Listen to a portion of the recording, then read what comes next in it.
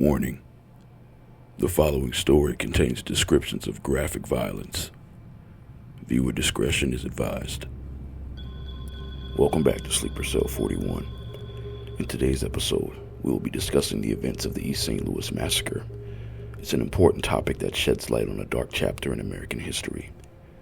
In the summer of 1917, East St. Louis experienced a series of violent attacks on African Americans by white Americans. The city was torn apart by racial tensions, resulting in the displacement of thousands of African Americans and the destruction of valuable property. This episode will delve into the causes, events, and aftermath of this tragic episode, exploring its impact on the local community and its significance in the broader context of racial violence in the United States. Get ready for a thought-provoking and eye-opening exploration of the East St. Louis massacre. Let's begin. This is the case of the East St. Louis riots. In 1917, the United States had an active economy boosted by World War I.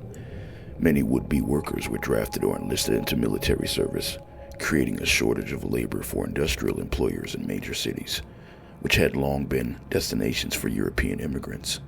Concurrently, African Americans began the Great Migration from the rural southern United States to seek better work and education in the North, as well as to escape from lynchings and the second-class status of the Jim Crow era.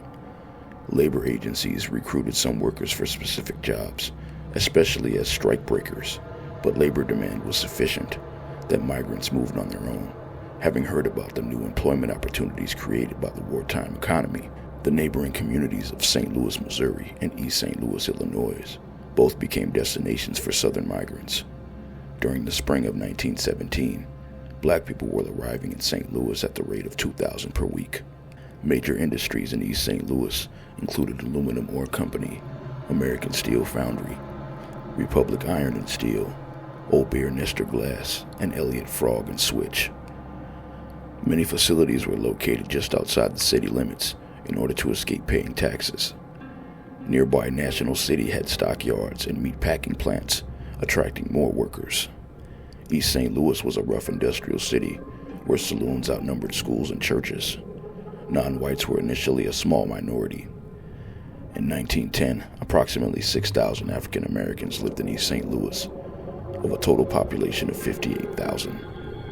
By 1917, the black population had increased to 10,000, or 1/6 of the total population of 60,000. The period was one of frequent labor violence in industrial cities across the United States. Employers used force to try and suppress organized labor and strikes, while workers struggled to gain increased wages and improved working conditions. Many workers were immigrants from Europe.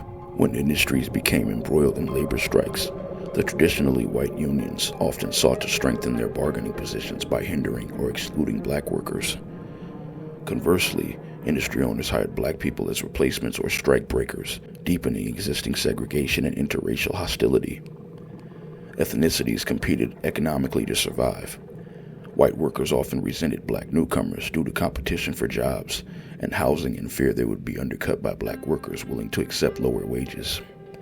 In East St. Louis, local politicians, company foremen, and labor union officials fanned the resentment.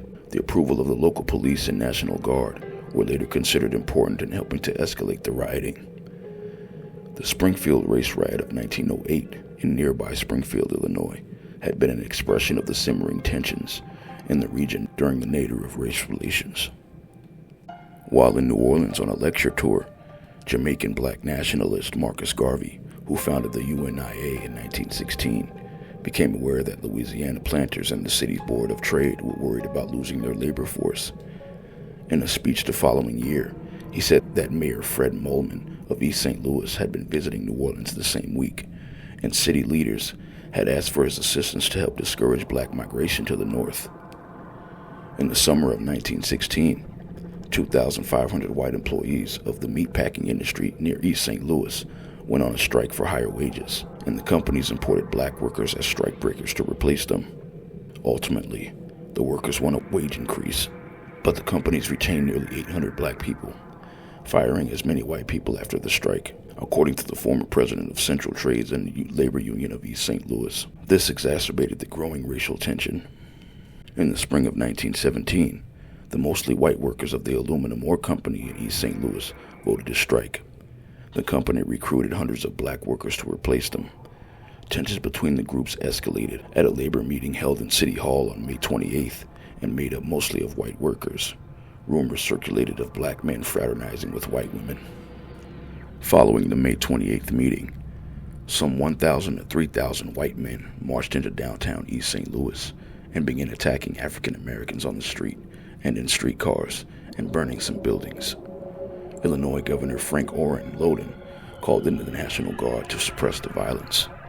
Although rumors circulated that blacks were planning retaliatory attacks, conditions eased somewhat for a few weeks. Following the May disorder, the East St. Louis Central Labor Council requested an investigation by the State Council of Defense. Its report said that Southern Negroes were misled by false advertisements and unscrupulous employment agents to come to East St. Louis in such numbers under false pretenses of secure jobs and decent living quarters. The tensions between black workers and white workers quickly formed again, as no solutions to their economic challenges were agreed upon. The riot was precipitated by fatal errors. On July 1st, a black Ford model, accompanied by white males, drove through a black area of the city. Passengers fired several shots into a group on the street. An hour later, a Ford containing 4 people, including a journalist and 2 police officers, Detective Sergeant Samuel Kopidich and Detective Frank Wadley, passed through the same area. Black residents, possibly assuming this car held the original attackers, opened fire on the car, killing 1 officer instantly and mortally wounding another. The next day, thousands of white spectators gathered to view the detectives' blood-stained automobile. From there, they rushed to the black sections of town, south and west of the city, and began rioting. The mob beat and shot blacks on the street indiscriminately, including women and children. After cutting the water hoses off the fire department, white rioters burned entire sections of the city and shot black residents as they escaped the flames, claiming that Southern Negroes deserved a genuine lynching. Some whites hanged several blacks. The following day, on June 3, 1917, a reporter from the St. Louis Post-Dispatch wrote, "For an hour and a half last evening, I saw the massacre of helpless Negroes at Broadway and 4th Street in downtown East St. Louis, where black skin was a death warrant." Unquote. According to the St. Louis Post-Dispatch, all the impartial witnesses agree that the police were either indifferent or encouraged the barbarities, and that the major part of the National Guard was indifferent or inactive. No organized effort was made to protect the Negroes nor disperse the murdering groups. The lack of frenzy and of a large infuriated mob made the task easy. 10 determined officers could have prevented most of the outrages. 100 men acting with authority and vigor might have prevented any outrage. Hundreds of blacks fled across the Eads Bridge over the Mississippi River to St. Louis to escape the violence, while 1,500 sought refuge in city buildings. St. Louis institutions worked to assist the refugees, including the St. Louis chapter of the Red Cross, the Provident Association, and the Jewish Education and Charitable Association, as well as related charities. The Red Cross Emergency Committee met daily with acting Mayor Allo, members of his administration, and representatives of the charities to discuss how to aid the refugees. Governor Lowden ordered in the Illinois National Guard, who arrived on June 3rd. Numerous witnesses said that the Guard initially joined in the attacks on blacks rather than stopping the riot. More whites joined in. The New York Times reported that 10 or 15 young girls about 18 years old chased a Negro woman at the relay depot at about 5 o'clock. The girls were brandishing clubs and calling upon the men to kill the women. Few photographs exist of the events, as rioters attacked photographers and destroyed their cameras, and city police harassed journalists. After the massacre, the St. Louis Argus said the entire country has been aroused to a sense of shame and pity by the magnitude of the national disgrace enacted by the bloodthirsty rioters in East St. Louis Monday, July 2nd. After the riot, varying estimates of the death toll circulated. The police chief estimated that 100 African Americans had been killed. The renowned journalist Ida B. Wells reported in the Chicago Defender that 40 to 150 African American people were killed during the July bloodshed. The National Association for the Advancement of Colored People estimated deaths at 100 to 200, and some 6,000 African Americans were left homeless after their neighborhoods were burned. A congressional investigating committee, which met in the fall of that year, concluded that no precise death toll could be determined, but reported that at least 8 whites and 39 African Americans died. While the local coroner had documented 9 white deaths, the deaths of African American victims were less clearly recorded. Activists who disputed the committee's conclusions about deaths argued that the true number of deaths could never be known because many black corpses were not recovered or did not pass through the hands of undertakers, who reported to the coroner. The ferocious brutality of the attacks and the failure of authorities to protect civilian lives contributed to the radicalization of many blacks in St. Louis and the nation. Marcus Garvey, black nationalist leader of the UNIA from Jamaica, declared in a July 8th speech that the riot proved that the United States claimed to be a dispenser of democracy, and its criticism of the Empire of Germany for human rights abuses of the Great War was hypocritical. Garvey called the violence one of the bloodiest outrages against mankind and a wholesale massacre of our people, insisting that this is no time for fine words, but a time to lift one's voice against the savagery of a people who claim to be the dispensers of democracy. In New York City on July 28th, 10,000 black people marched down to Fifth Avenue in a silent parade, protesting the East St. Louis riot. They carried signs that highlighted protests about the riot. The march was organized by the NAACP leader W.E.B. Du Bois and groups in Harlem. Women and children were dressed in white. The men were dressed in black. The NAACP had arranged for journalists to photograph the destruction in East St. Louis left behind after the riot. Houses, stores, churches, and brick warehouses were all left in ruins. These photographs were published in the September 1917 issue of The Crisis, the organization's magazine. On July 6th, representatives of the East St. Louis Chamber of Commerce met with the mayor to demand the resignation of police chief and night police chief, or radical reform. They were outraged about the rioting and accused the mayor of having allowed a reign of lawlessness.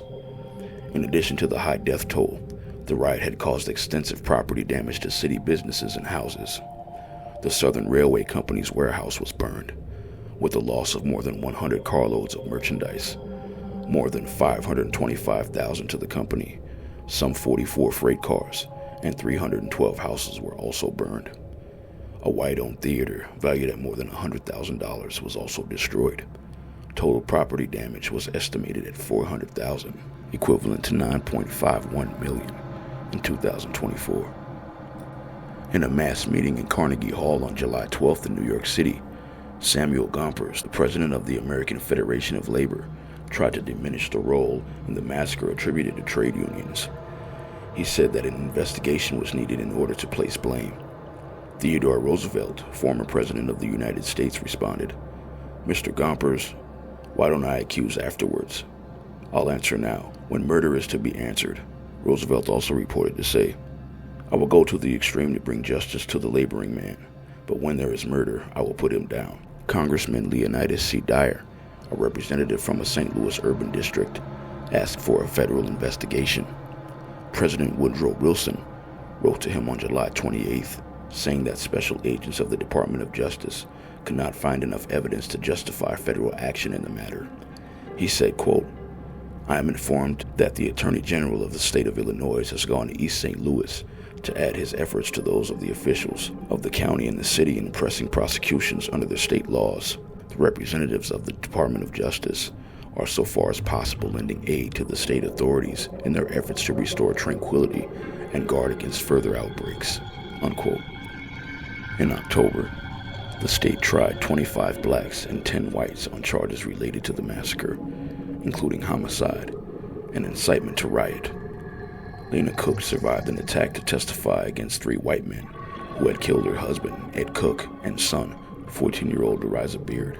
While not charged with the deaths of Cook's family, John Dow, Charles Hanna, and Henry Robinson were tried for the murder of William Kaiser, a white merchant who'd been killed by a bullet which passed through the body of Riots Beard. Dow and Hanna were both found guilty of murder and each sentenced to 15 years in prison. Harry Robinson later pleaded guilty to conspiracy to riot and was sentenced to 5 years in prison. On October 12, 1917, 2 whites, Herbert Wood, age 40, and Leo Kane, age 17, were found guilty of murder in the death of Scott Clark, a black man. Wood and Keene had grabbed Clark, fastened a noose around his neck, and dragged him through the street. They were stopped and arrested by police, but Clark later died of his injuries. The prosecution demanded a death sentence for Wood and a long prison term for Keene. However, the jury instead fixed the sentences at 14 years, the same punishment recently imposed on 10 black men who were convicted of murdering a white police officer during the riots. Including among the defendants was Dr. Leroy Bundy, a black dentist and prominent leader in the East St. Louis black community. He was formally charged with inciting a riot. The trial was held in the county court, St. Clair County, Illinois. Bundy, along with 34 defendants, of whom 10 were white, was convicted and sentenced to prison in connection with the riot. Another source said that a total of 9 whites and 12 blacks were convicted of serious crimes and sent to prison. Richard Brockway, a key ringleader of the riots, was found guilty of conspiring to riot and sentenced to 5 years in prison. For more content, like, share, subscribe, and hit the notification bell. Thank you.